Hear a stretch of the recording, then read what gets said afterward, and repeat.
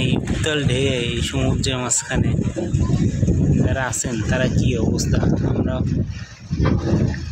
নদীর পাশে থাকা অবস্থায় এই উত্তাল ঢেউ আমাদের নৌকার যে তুলতেছে, তো মনের মধ্যে চিন চিন করে ভয় করতেছে।